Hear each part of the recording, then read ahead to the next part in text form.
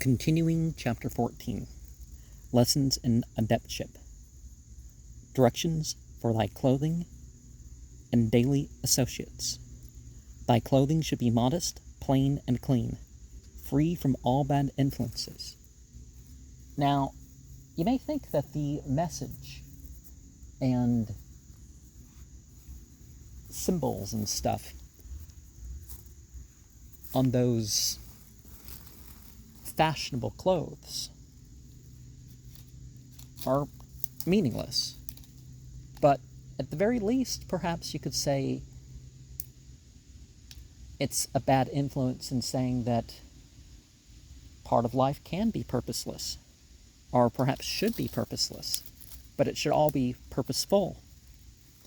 When possible, thee should have a change of clothing, and it becomes compulsory unto thee to change them on the eve of thy taking of exercise and development, perfuming and dusting them at this time. If thee has servants, they should be of a tranquil and quiet disposition. I will here again admonish thee that these instructions should be strictly observed. Let them become the law and rule of thy life. Thee should be ready at all times to give assistance to the distressed and unfortunate, especially thy neighbor, as thy heart must be always open to the distressed, as thee should loveth the poor, as thee does thyself, and ever ready to express it. During the period of thy development, should thee be overcome by sickness, and it prevent thee going to thy oratory, this may not necessarily force thee to terminate thy development at once. However, thee should, to the best of thy ability, govern thyself, and in circumstances of this kind, thee can carry out thy exercise and development on thy sickbed, ever entreating and beseeching thy faithful and good spiritual guides to strengthen thee and bring unto thee thy former good health and strength, that thee may continue that which thee has undertaken, making such sacrifices as are necessary, praying with great fervor to the Lord, beseeching him to give thee holy light and wisdom.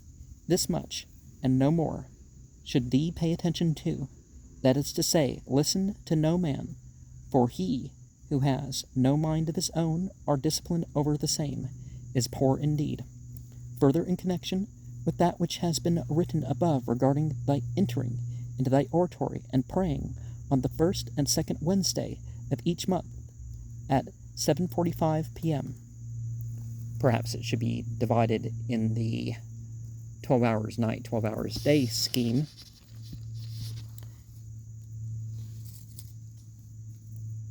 Or at least adjusted to refer to the midday, midnight hours as like 12, and other such considerations, but so just after dusk on average, right? Thee should every day, morning and evening, at an hour which thee may select and decide upon thyself as being the most convenient, enter thy oratory. But before doing so, thee shall bathe thy face and hands with pure water, flavored with the essence of peppermint. These prayers should be prolonged with strong affection, great submission, and absolute devotion, ever and humbly entreating thy God to develop thy inner and spiritual sight, as thee should never forget the words of Christ, who said, I of mine own will know nothing, I can of mine own self do nothing. As I hear, I judge, always in the listening attitude for the inner voice of revelation, and my judgment is just, because I seek not mine own will, but the will of the Father which hath sent me. So, Jesus was an avatar. Not incarnation of God, which is the typical doctrine, I guess, but an agent acting on the behalf, somebody sent, an apostle, as it's called. But think of something else that we're looking at here, right? You have this, okay, fine. Like in the evening or whatever, okay, I'll take a commercial break here and a commercial break another couple hours, and or right after the last show I watch, or something. That's a start. But wouldn't it be better to, instead of working your rituals around your life, work your life around your rituals, and then perhaps your life becomes that spiritual thing once you shortly after, or that will be the third step, right? This is the great psychometric key to all legitimate occult knowledge, wisdom, seership, and occult mastery of being. Then and only then will thee be directed, led and guided in the true way of ancient wisdom and occult knowledge. So thee will see, my esteemed friend and student in magic, that only by studying diligently and praying devotedly and assiduously, thee will attract this great wisdom to thy soul. A sacred rite of becoming united in marriage is granted, but should under no circumstances take place during the period of thy development. Thy whole body must be completely immersed and washed in pure water, flavored with the oil of peppermint, every Sabbath afternoon. I grow rue myself, although I'm hoping the peppermint will take root and survive over the winter. I have previously written here instructions regarding thy manner of living and of conducting thy commercial and domestic affairs, it being, of course, as written above, very necessary for thee to restrict thyself in thy associating with thy friends and neighbors, seeking solitude, and thee shall at all times prolong thy prayers to the greatest of thy strength, knowledge, and ability. Now, of course, don't do this to the point where you can't keep it up for more than a little bit here or there. And find something that you can join in others with, and that sort of thing. Don't make it, like if you lead prayers in a public place, don't make them like 50-minute prayers or something like that, except like once a week or that sort of thing, because then people won't come, especially nowadays. Just make them a few minutes, 5 minutes, 10 minutes, whatever. Thee shall also govern thyself upon first entering thy oratory, after thee has bathed thy face and hands, as above written. Thee should make full confession to thy spiritual guide of all thy sins and transgressions. Well, you can do that alone. You don't have to do that to another human being. Then begin thy ardent prayers, entreating God within thy soul to concede and accord to thee great and ancient wisdom, which is ever desired and practiced by the ancient adepts of mystic India, that thee may, by thine own intermission, have this secret wisdom granted unto thee and thy spiritual sight opened, whereby thee may be able to have power and dominion over the spirits of the astral plane and over all creatures. Whenever convenient, my friend and sincere student, thee shall let alone all business transactions, except it be acts and works of charity towards thy worthy neighbor, shunning everyone's society, except it be that of thy family.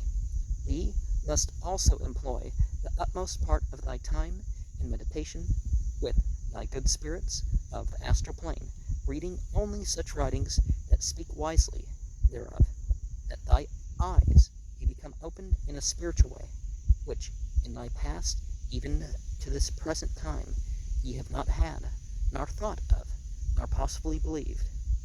Thee should next procure for thy own personal and exclusive use a habit described as follows: an undervest of linen, loose fitting, with 5 buttons, also an ecclesiastical vestment or tunic of purple cloth, drawn in at the waist and reaching halfway to the knees from the hips, which must be worn on each occasion when entering into thy oratory and placing thy fumigation and perfumes in the censer, which will be hereinafter more fully explained. Thee must also have a small copper vessel to place within thy censer, to be filled with charcoal when necessary, which thee can take without thy oratory, as thy censer should never under any circumstances be removed from thy altar, Further, after thee has burned thy perfume and fumigation in the copper vessel, thee should take it outside of thy oratory and empty it, where it will fall upon fresh earth. Information concerning those things which the student of Hindu magic and occultism must study and learn. In truth, the student, like the master lamas and high priests of India, should go into solitary meditation during the 6 weeks of his practicing of these exercises, so that he shall obtain those things which he desireth and wisheth.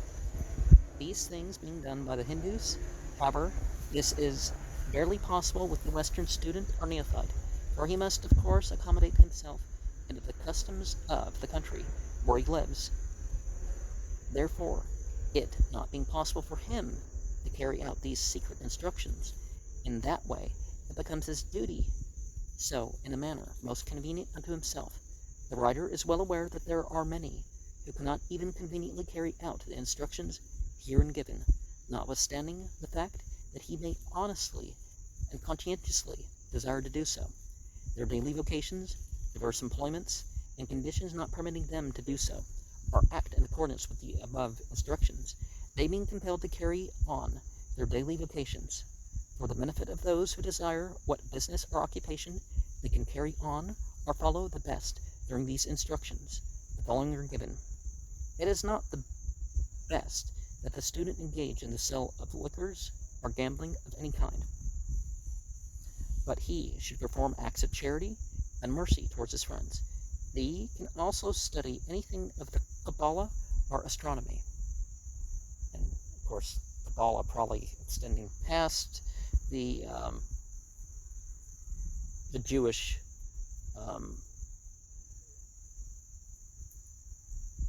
mystical practices of the past millennia. But under no circumstances should he take up any operation pertaining to black magic or sorcery. And, how is that to be defined, right? As thee should know, that from this on thee should never confound wisdom with Belial. Thee may take such exercise in the open air as becomes necessary for refreshment or recreation, but under no circumstances must thee indulge thy appetite in any spirituous liquors. If thee desires to be benefited by thy spiritual guides and advisors, if thee will only lay aside all indiscreet thoughts and actions and realize it as a living pleasure, that thee can give unto thyself some part of thy time for the development of thy occult, clairvoyant, and mediumistic powers, as thee will derive from hence great profit. I also desire to say unto thee, my friend and student in magic, that the less thee has of learning, the more wiser and clever thee will become in these arts. Thee must not, in carrying out thy instructions and prayers, permit thyself to give away to sleep, or nowise neglect this sacred operation through any negligence of thy own.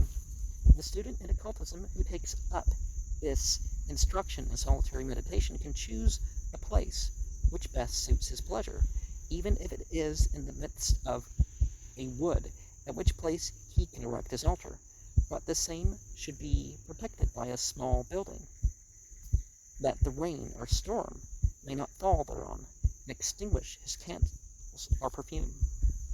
If thy altar is erected in the woods, thee should place around the same, at a distance of 14 paces, a hedge of green shrubs, thereby dividing the entrance in two distinct parts, which is to say, the exterior being inside of said hedge, thy tabernacle being the interior, where sits thy altar.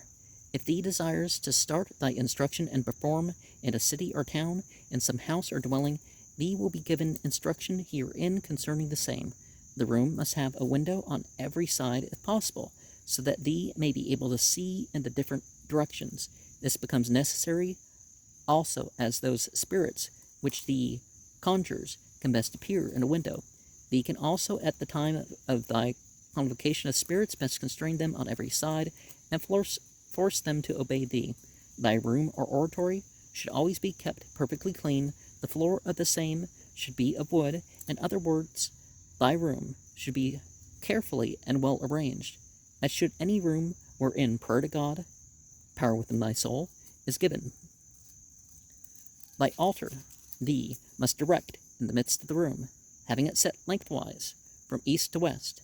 Thee must next prepare a small lamp within a suitable wick of olive or sweet oil, which must be suspended therein, so that thee can burn it when thee burns thy candles, and fumigations such as temple incense, when it must be extinguished, thee must procure unto thyself one durable incense burner of good ventilation, which thee shall place upon thy altar, and it must never be removed until thee has furnished thy operations. However, in this matter, as in other affairs pertaining to this operation, thee should be governed by thy circumstances, conditions, and environments.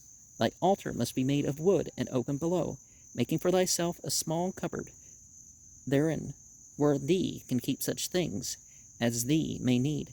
Thee will also need a sacred oil, which thee should prepare as follows: temple incense, 1/2 teaspoonful pulverized allspice, 1/2 teaspoonful pulverized cinnamon, 1/2 teaspoonful, also 1 ounce of pure olive oil. These aromatics thee must stir together and prepare as a druggist, and make a mixture thereof, which thee should keep in a glass vial, and place on a shelf within the opening under thy altar. Thee should also procure unto thyself some temple incense and pulverized cloves. Cloves can be quite expensive, so if you do find powdered cloves, even like in some clearance section for like 1/10 the price or something like that, even as incense, it's totally worth it at that point. But you can also have, on your pot for food in the winter, or in the summer or whatever, certain herbs and stuff like this, and consider that as your incense.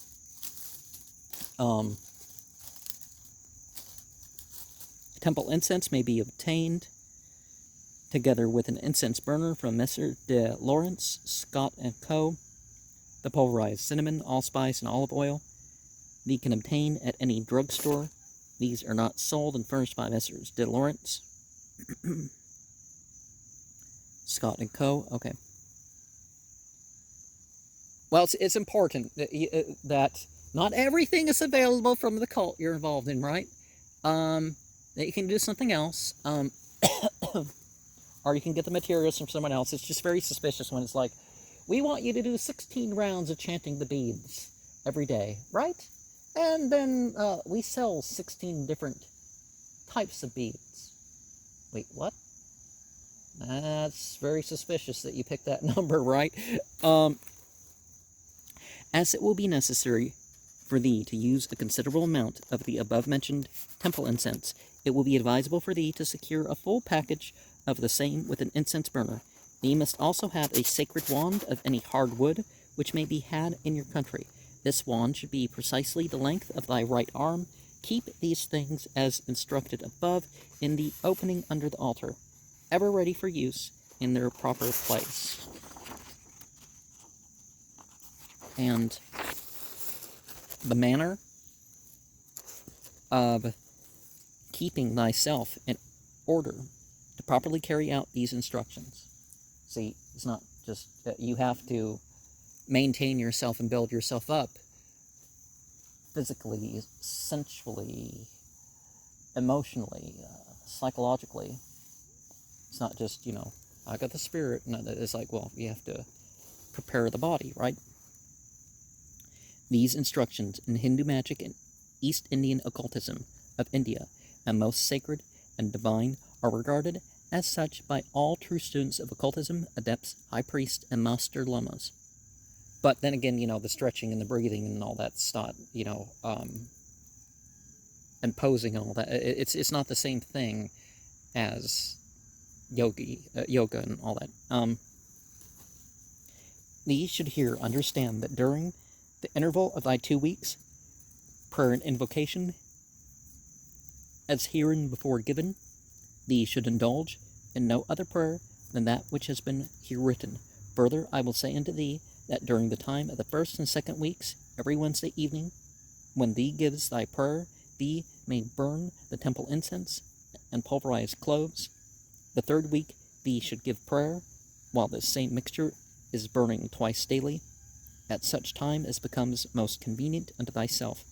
Thee must now give due respect and proper attention, and conduct thyself well in every way, in every place, and in everything which I have above written unto thee, remembering what has been previously written regarding the listening attitude, keeping evermore the utmost confidence in thyself, placing implicit trust and faith in thy spiritual guides, and if until now thee has listened faithfully, observed and carried out these instructions, and given thy prayer with a true and righteous soul, and with great devotion, all things will become in no wise difficult unto thee, as the spirits of the astral plane and thine own inner understanding will instruct and enlighten thee in the manner which thee should conduct thyself, and carry out these instructions as thy spirit guides, whatever be in thy atmosphere. Although invisible to thee at first, and thee will be taught how to conduct and govern thyself without error, always upon entering thy room remove thy shoes and leave them without, as the place whereon thee will walk is sacred and holy. Now thee must, after entering thy oratory, place a teaspoonful of the aforesaid temple incense in thy burner. Thee should next put on thy vest and tunic of purple, light the 5 candles, placing them from east to west. The pentacle, you trace those lines with your face. You open your arms and your legs, it's, again, 5. You fold things and put your arm sword, you form a 6-pointed star. It's nothing particularly moral or immoral, as people, but, you put it on the movies, but then you put it on the top of a Christmas tree. So I go, oh, but it's not a Christmas tree, it's evil,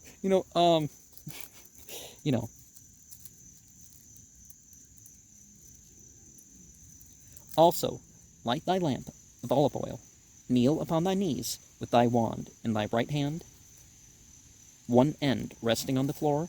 Now begin the following prayer to thy spiritual advisors.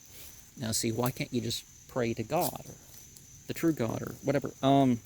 Holy and most divine God of mercy and peace, most patient and beloved, benign and liberal, please, for the sake of my development and entering into this sacred wisdom, grant me thy great and holy grace in the days of my life to come, in every manner and way. He who forgives iniquities, the transgressions, vices, and sins of men, in whose estimation and presence none are found guiltless, ever visiting the transgression of a father upon his children and relatives to the 6th and 7th generation.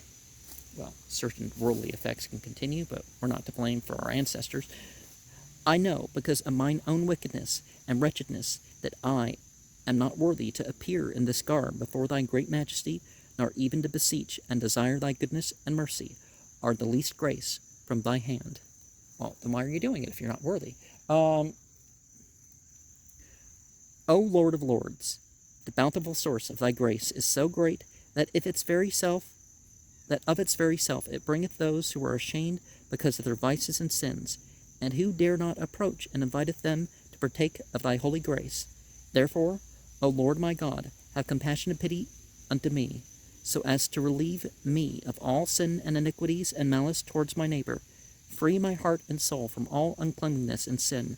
Develop within me divine power, and comfort me, so that I may become strong and enlightened, and be able to comprehend the occult and spiritual mysteries of this life, and the occult treasures of thy spiritual and divine wisdom. Cleanse me also with the spirit and oil of thy sanctification, wherewith thee has sanctified.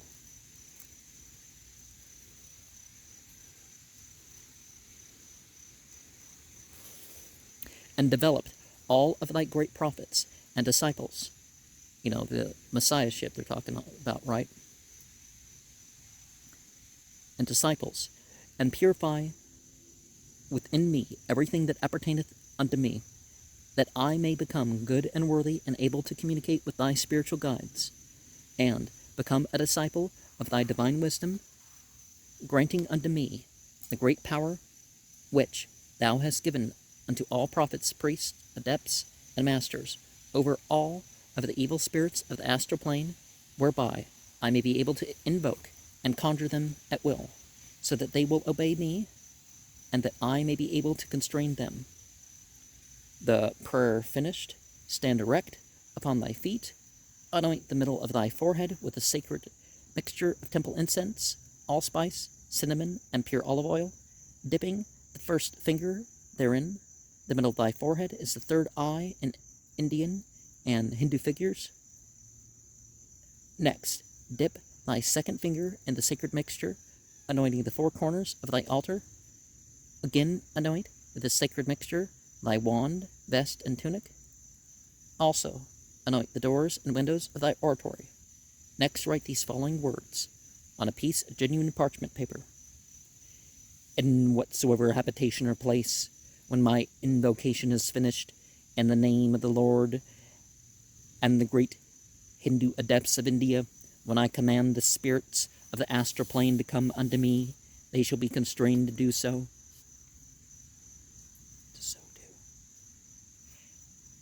After thee has finished thy prayer with the whole to so do stuff, thee must then lay the vest and tunic with the other things which thee has used in the opening under thy altar. Kneel and give up prayer to thy spirit friends on the astral plane, the same which will come to thy lips by inspiration. But beware, my friend and student, that ye are to take no consecrated thing out of thy oratory during the period of thy development. Now, one of the things we should look at is that it's like, well, if you're already praying to God, why are you stepping and doing something else, right? But, why do things in the name of the created as an add-on to doing things in the name of God? Because you can do the things in the name of God and for whatever.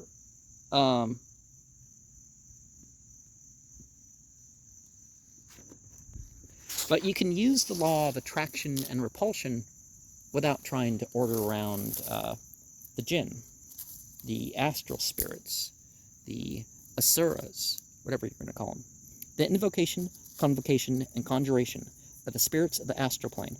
The sincere disciple and true student of occultism, who has closely and faithfully followed and observed teachings and directions given herein, should be able to see clairvoyantly and read clearly in the astral light, as I have given unto thee the true sacred way to develop thy occult and mediumistic powers, and invoke astral spirits, and if during this time thee has had faith with a true and perfect soul, thee will obtain satisfactory results.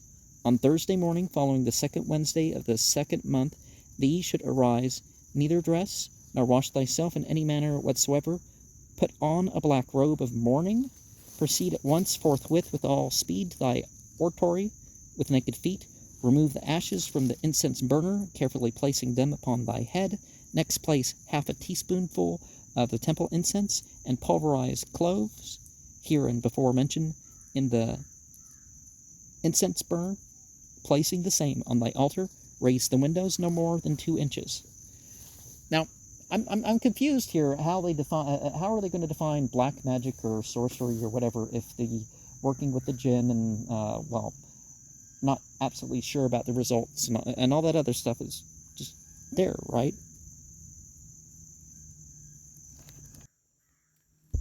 On Thursday morning following the second Wednesday of the second month, thee should arise, neither dress nor wash thyself in any manner whatsoever, put on a black robe of mourning. There's a gesture for that. Left hand forward, you hang down your head, and you step forward with your left foot. Proceed at once, forthwith with all speed to thy oratory with naked feet. Remove the ashes from the incense burner, carefully placing them upon thy head. Next place half a teaspoonful of temple incense and pulverized cloves, herein before mentioned in thy incense burner. Sorry for repeating those couple lines. Placing the same on thy altar, raise the windows no more than 2 inches.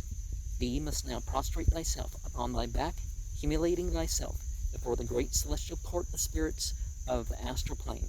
Next begin to chant thy prayer, and thee will become conscious of an influence at once controlling thy whole and entire body.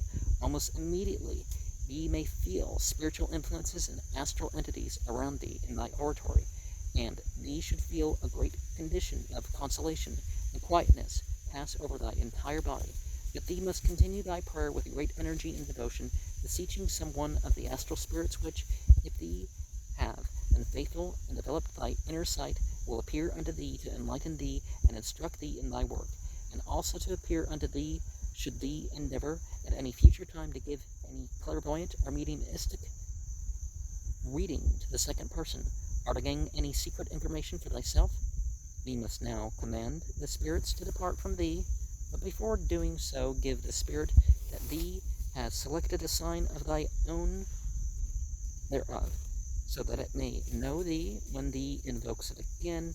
It should now disappear, but thee will continue to experience an admirable condition of thy soul.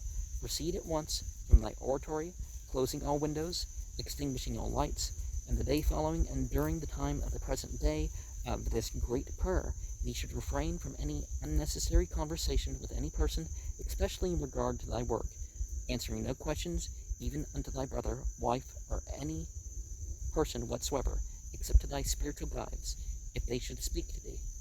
It will be well if thee has so arranged thy business affairs that this can be carried out with no inconvenience or embarrassment. During this time, ye should partake of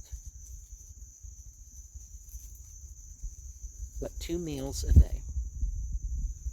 Well, then perhaps it might be best to do some intermittent fasting, right? If results are not obtained, as above described, this enchantment, prayer, and invocation should be continued on each Thursday morning following thereafter as directed above until thee is fully developed.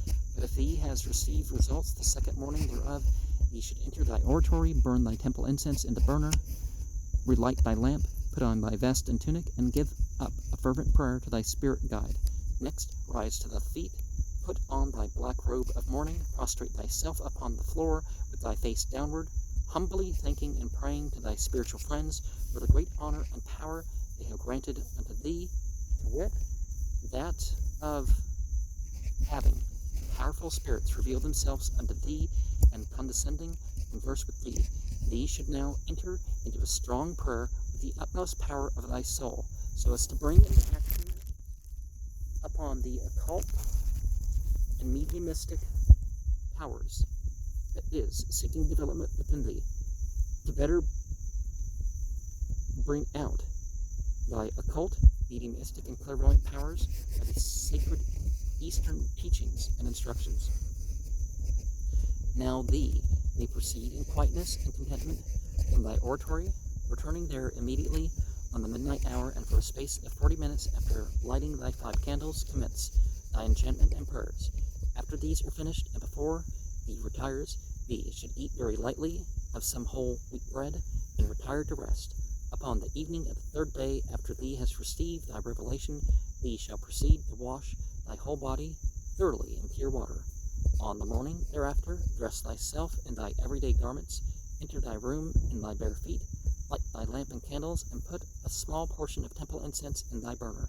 Put on thy tunic and kneel at the east side of thy altar, and give thanks to the spiritual friends who have been so considerate and good unto thee, asking them henceforth to direct thee in the attainment and acquisition of these occult and secret powers, that thee may thereby become strong in thy work, and to lead thee and direct thee, so that thee may become great and prosperous, and especially endow thee with great clairvoyant and occult powers, so that thee may retain during the period of thy natural life the secret knowledge and power of all sacred and magical operations, directing thee to always retain and restrain thy passions and evil inclinations, so that thee may be better able to constrain, bind, and command the evil spirits for the good of thyself and thy neighbor or the afflicted.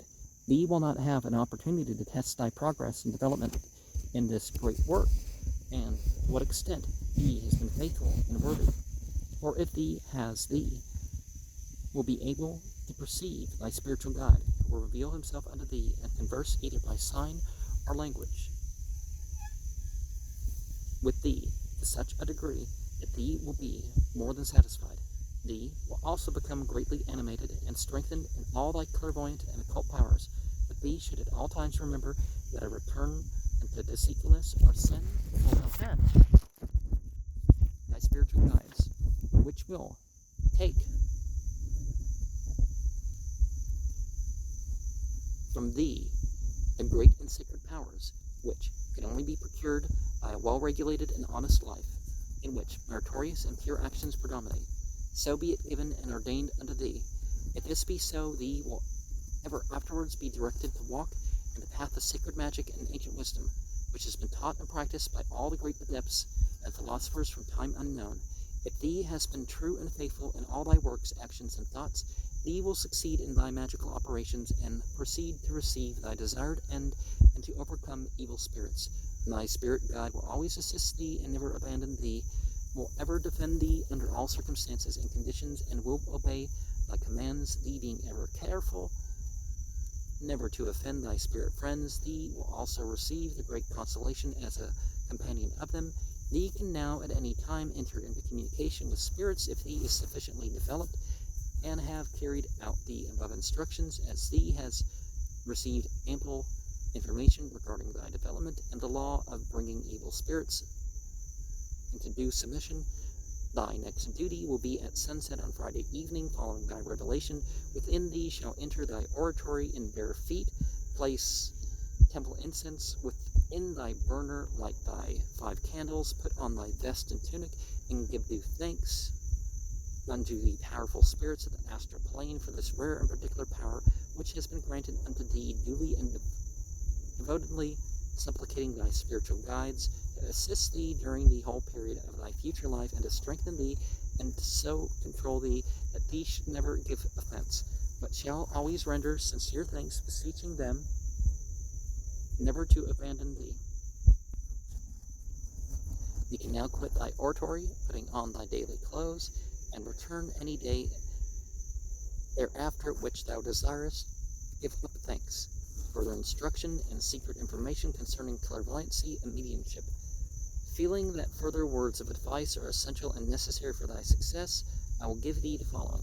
However, I have previously explained each and everything necessary for thee to do, and have sufficiently instructed thee in art of magic. Nevertheless, I do here write plainly for the benefit of certain instructions, with the sole desire of making everything complete unto thee, and withholding nothing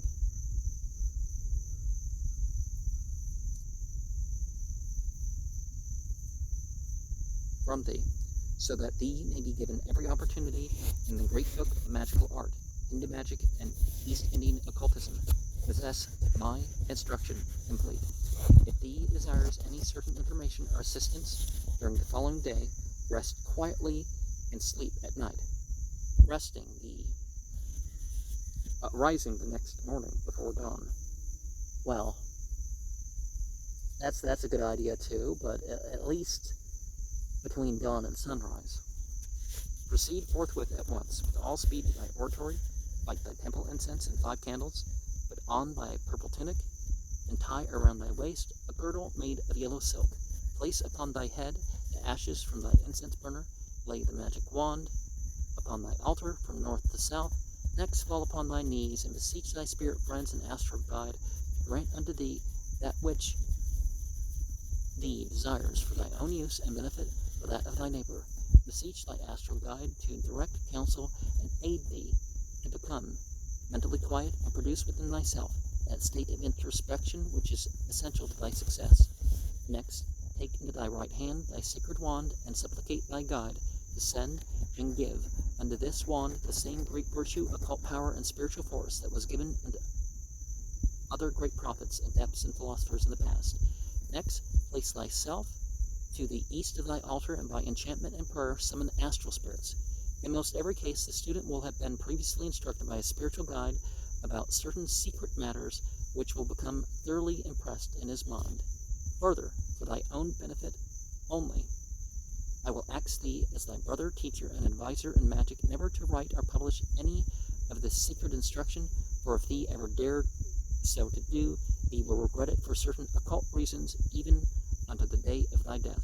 For be it ever hereafter known unto thee that thee has taken up a secret and sacred work, and that the heart and soul of man is ever unhappy once he proves himself unworthy of the great trust that has been placed in him, and he will at once become the prey of powerful evil spirits.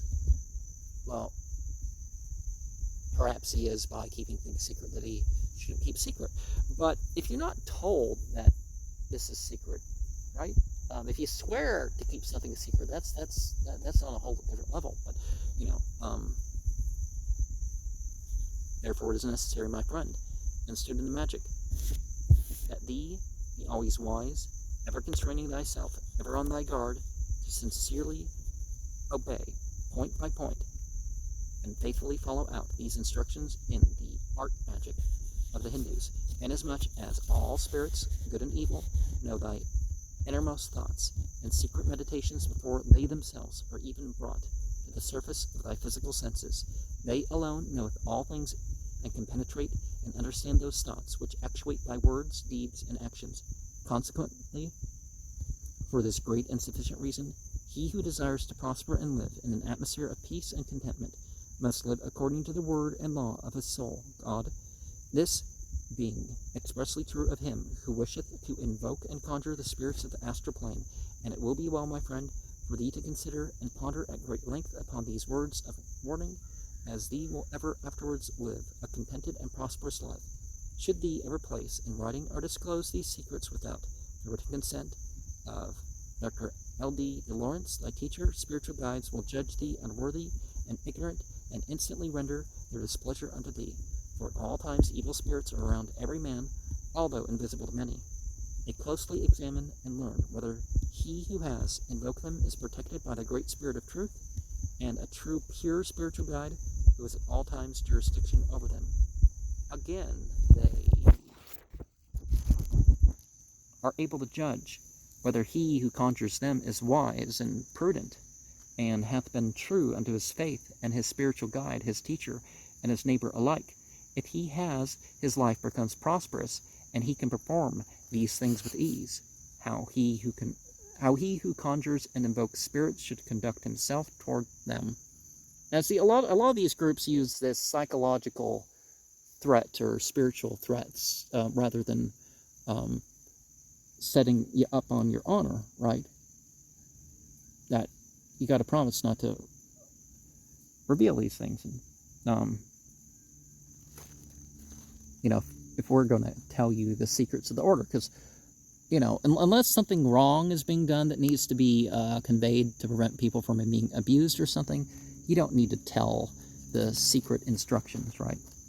How he who conjures and invokes spirits should conduct himself toward them.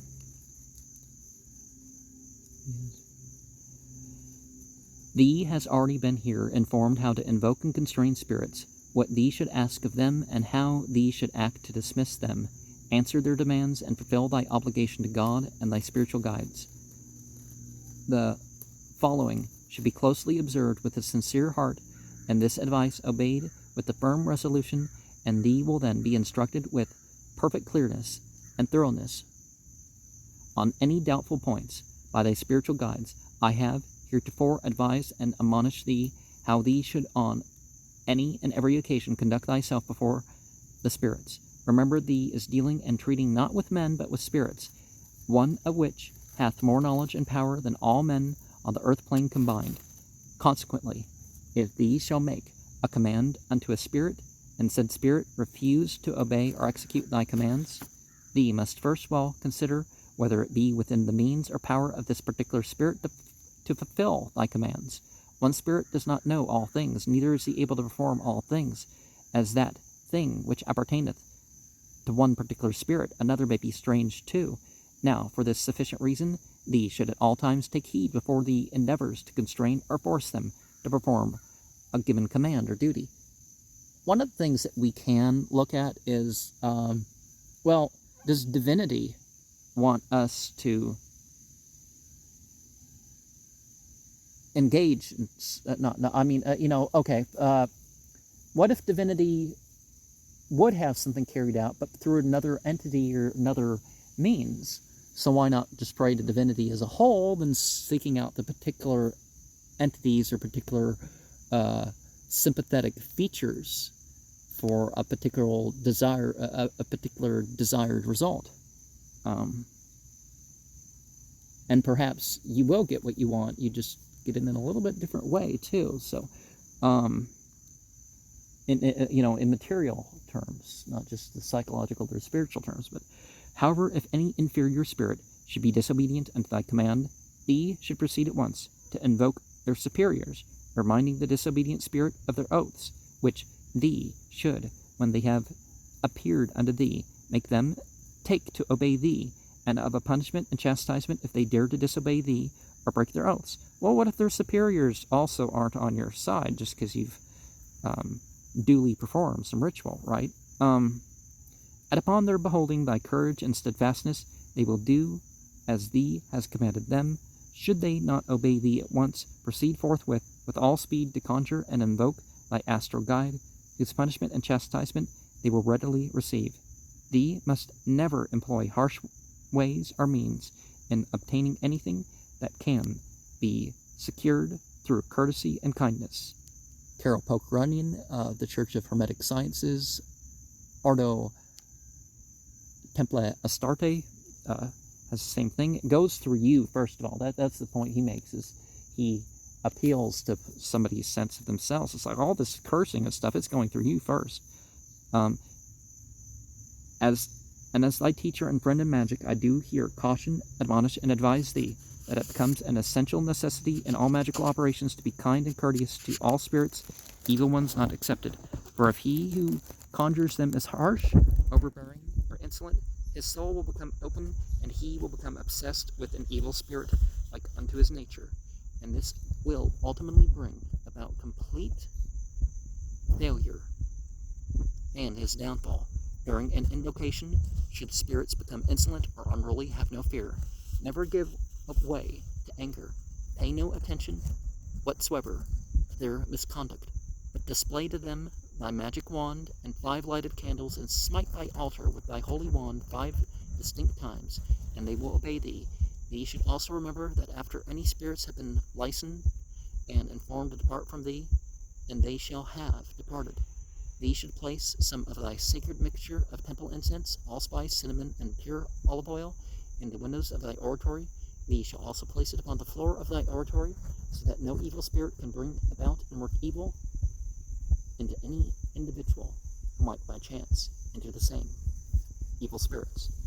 There are some of the school of theologians who distribute the evil spirits into 9 degrees as contrary to the 9 orders of angels.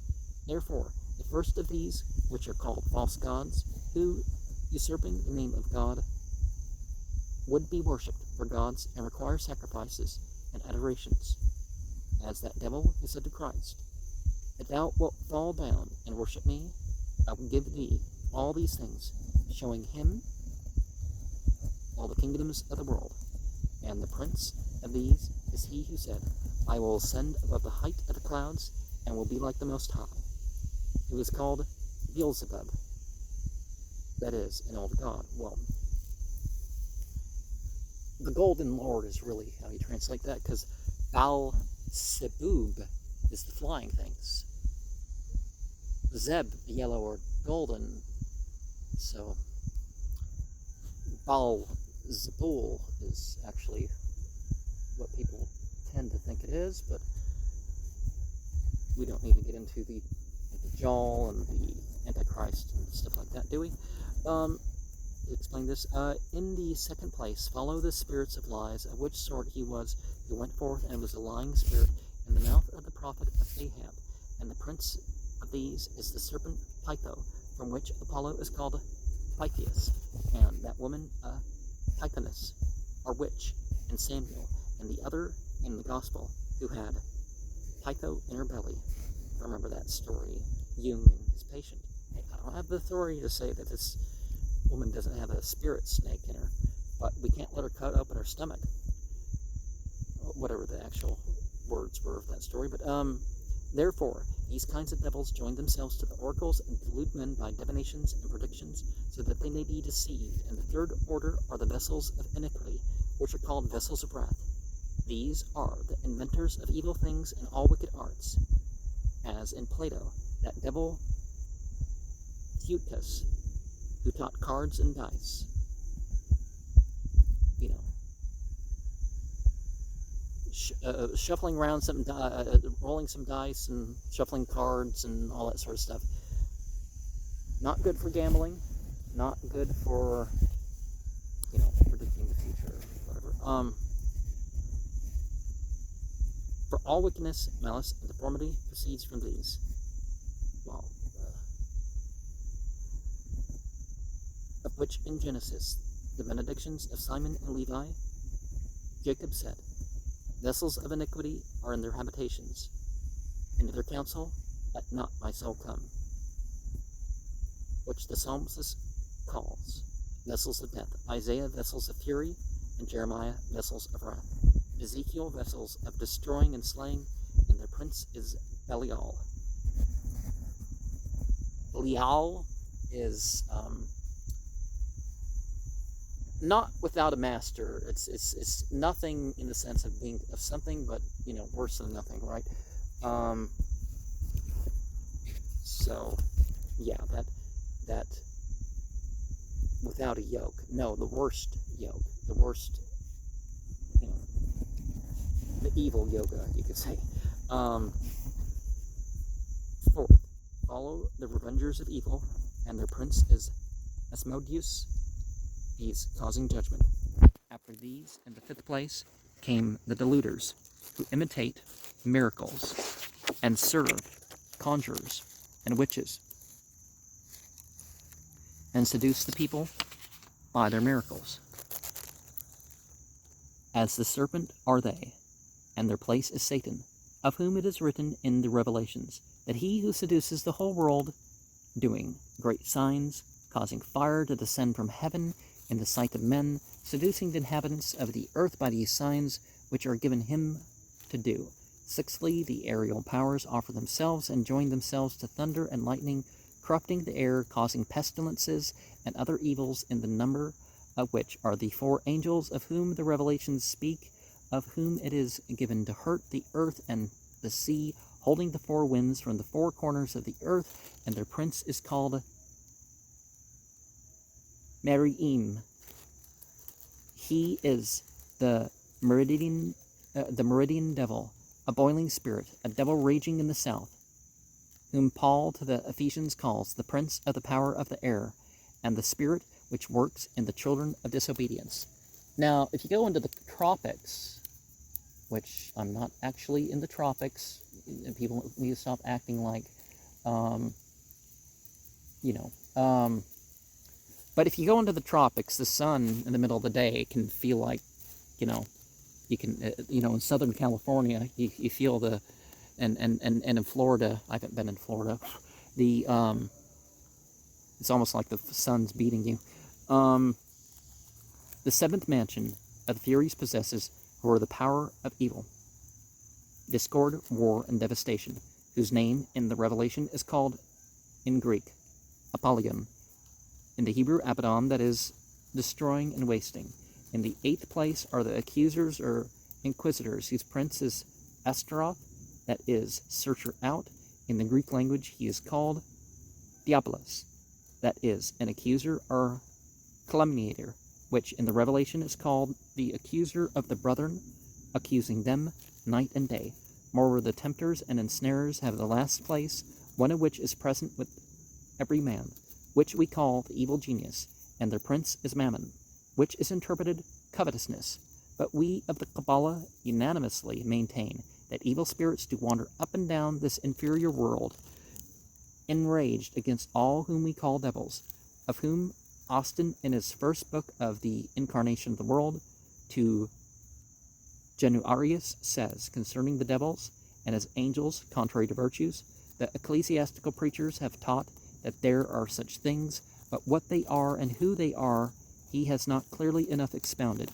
Yet there is this opinion among them that this devil was an angel and being made an apostate, persuaded many of the angels to fall within him, who to this day are called his angels, to call up the souls of the dead. Again, the memory, the legacy, and the energy, a lot easier to deal with and a lot more reliable. So that's to be considered too. By the things which have been spoken elsewhere in this volume, it is manifest that souls after death do as yet love their body which they left, as those souls do whose bodies want due burial or have left their bodies by violent death, and as yet wander about their carcasses in a troubled and moist spirit. In a moist spirit, what's that? Being, as it were, allured by something that hath an affinity with them. The means being known, by which in times past they were joined to their bodies, they may be easily called forth and allured by the like vapors, liquors, and savours. Certain artificial light being also used, songs, sounds, and such like, which moves the imaginative and spiritual harmony of the soul, and sacred invocations, and such like as belong to religion, ought not to be neglected by reason of the portion of the rational soul which is above nature. Necromancy has its name because it works on the bodies of the dead and gives answers by the ghosts and apparitions of the dead and subterraneous spirits, alluring them into the carcasses of the dead by certain hellish charms and infernal invocations, and by deadly sacrifices and wicked oblations. There are two kinds of necromancy: raising the carcass, which is not done without blood; the other, sciomancy, in which is the calling up of the shadow only suffices. To conclude, it works all its experiments by the carcasses of the slain and their bones and members, and what is from them, for there is in these things a spiritual power friendly to them. Therefore they easily allure the flowing down of wicked spirits by reason of the similitude and property of every familiar human and terrestrial thing, and kindle unlawful lusts, cause dreams, diseases, hatred, and such like passions, to which also they can confer the powers of the soul, which is yet being involved in a moist and turbid spirit. Now, moist is usually better than dry, right? Wandering about their dead bodies.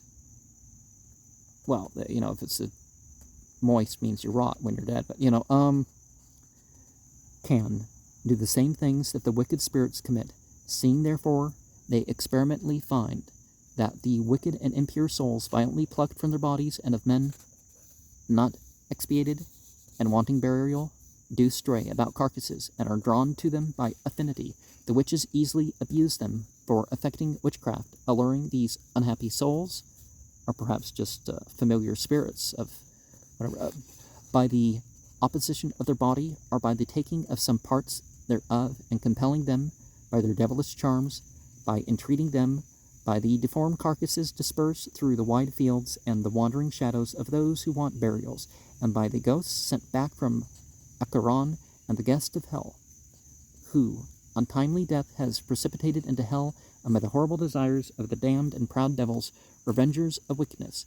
But he who could restore the souls truly to their bodies must first know what is the proper nature of the souls, from whence it went forth, with how many and how great degrees of purification it is replenished, with what intelligence it is strengthened, by what means diffused into the body, by what harmony it should be compacted with what affinity hath with God, with the intelligence, with the heavens, elements, and all other things whose image and resemblance it holds, to conclude by what influences the body may be knit together again for the raising of the dead, requires all these things which belong not to men, but to adepts only, and to whom he will communicate them. And for one's particular spirit aspects of your life, spiritual operations, meditations, and art included, well, you'll get that particular guidance. But you can say, why can't there be universal prophets? Because certainly we find that almost everybody who tries to have all their own guidance through their operations and stuff, it seems to fall short.